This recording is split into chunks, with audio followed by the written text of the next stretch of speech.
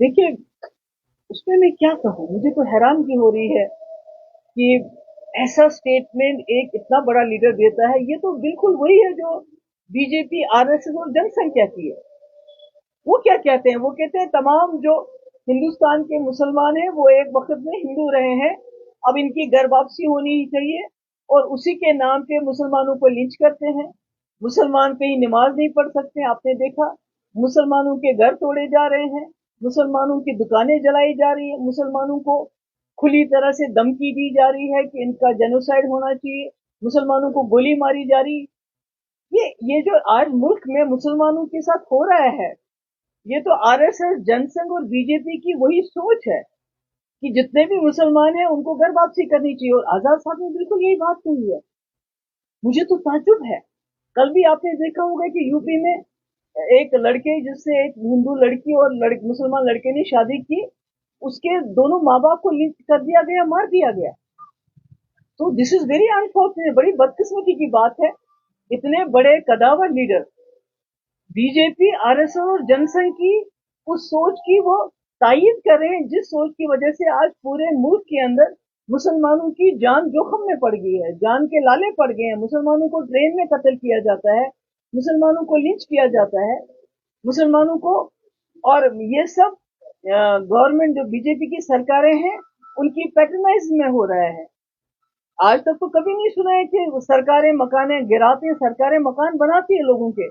ये तो लोग मुसलमानों के मकान गिरा रही है। तो ये सोच कहाँ से आई? ये तो आरएसएस की सोच है, जिसका बदकिस्मती से आजाद साहब ने सपोर्ट किया है। इसका मतलब ये होगा कि इससे ये जो ताकतें हैं, जो मुसलमानों की घर वापसी की बात करते हैं, मुसलमानों के हिंदू होने की बात करते हैं, आप उनको एनकरेज कर रहे हैं कि वो और ज्यादा मुसलमानों पे जुल्म करें। इससे बड़ी बदकिस्मती की और कोई बात नहीं है। आपको लगता है कि ये जो है वो चलते लेवल पे लेकर जैसे आपने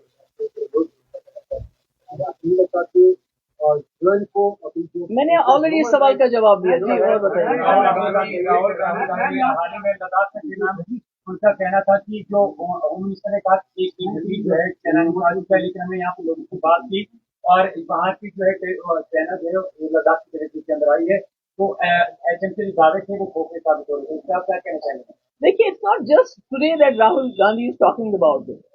it has been last many years since the Chinese army has come into the Ladakh territory। और कोई 1000 स्क्वायर किलोमीटर से ज्यादा जमीन ही जो ग्रेजिंग लैंड है, जो घास चराए है, जहां हमारे जो लेह के लोग थे अपने भेड़ बकरियां ले जाते थे चराने के लिए, अब वो लोग वहां नहीं जा सकते हैं। ये लेह के लोग कह रहे हैं, जिसको राहुल गांधी जो है उसको उसको एक्सप्रेस कर रहे हैं।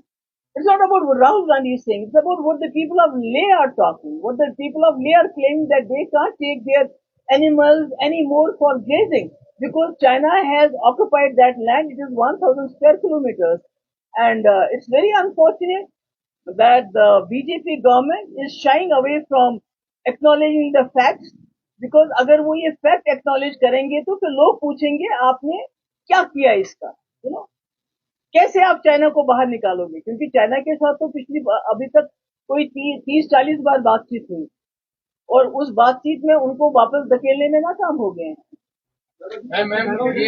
यास्मीन मलिक की वाइफ को पाकिस्तान जो गवर्नमेंट है कैबिनेट में जगह मिली है, यास्मीन मलिक के खिलाफ काफी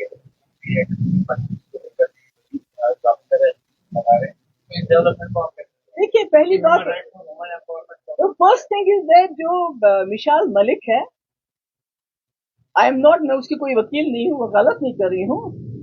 she is not terror convict like Sadhvi Pragya, is she? No, her husband Yasin Malik has been convicted.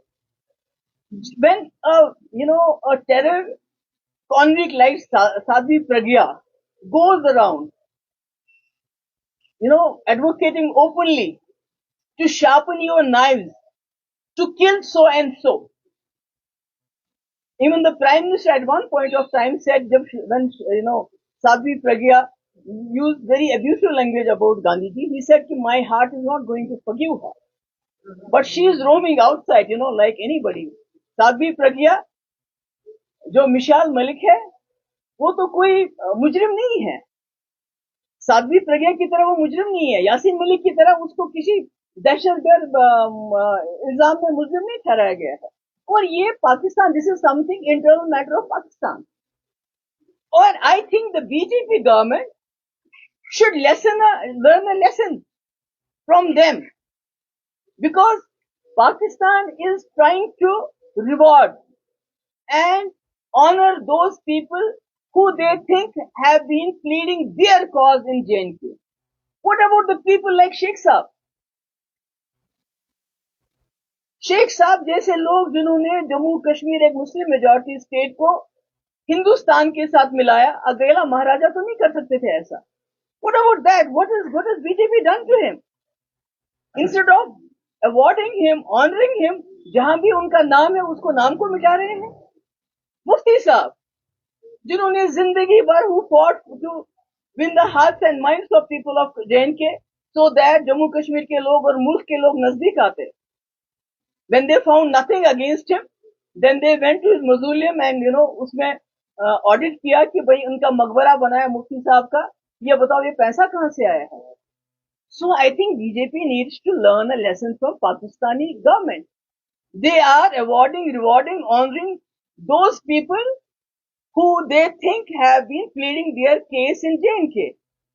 Contrary to that, BJP is dishonoring, disrespecting the very same people, the very same Sheikh Saab, who was in the forefront of accession of Jammu and Kashmir to the rest of the country.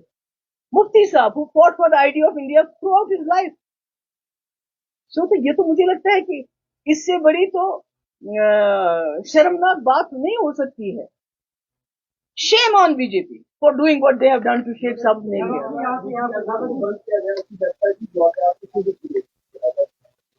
It's not only about ये खाली जो है फहाद शाह जिसको बेचारे को 2 साल हो जाएंगे अब जेल में, उसकी या कश्मीर वाला की बात नहीं है। ये जितने भी प्रेस के पीपल हैं, जितने भी यहाँ हमारे आउटलेट्स हैं प्रेस के, उनके एडवर्टीजमेंट्स बंद है, उनको मकानों से बाहर निकाला जा रहा है। यहाँ सिर्फ एक जो मीडिया एडवाइजर है गवर्नर साहब का, who is a private person, उसकी क्या अथॉरिटी है? सारा वो जो किसको ऐड देना है, किसको नहीं देना है, अखबार में किसकी खबर छपनी चाहिए, किसकी खबर नहीं छपनी चाहिए, या तो वो करता है या तो वो था जो ग्रेटर कश्मीर में इनका बंदा था जिसके खिलाफ 25 FIR है। तो ये तो बड़ी बड़ी कॉन्स्टिट्यूशन की बात कर रहे हैं कि हम जी कॉन्स्टिट्यूशन के मुताबिक चलते हैं। इन्होंने तो कॉन्स्टिट्यूशन का बेड़ा कर रखा है। यहाँ तो कोई कानून नहीं चलता है। यहाँ जितने भी अखबार वाले हैं जो सच्ची बात कहना चाहते हैं, उनके एडवर्टीजमेंट्स बंद है, उनको मकानों से खदेड़ा जा रहा है।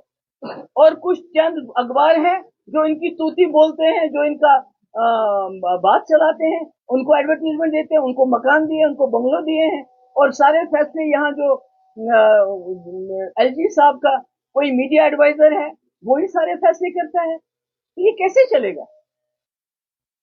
This is not done, this is not done.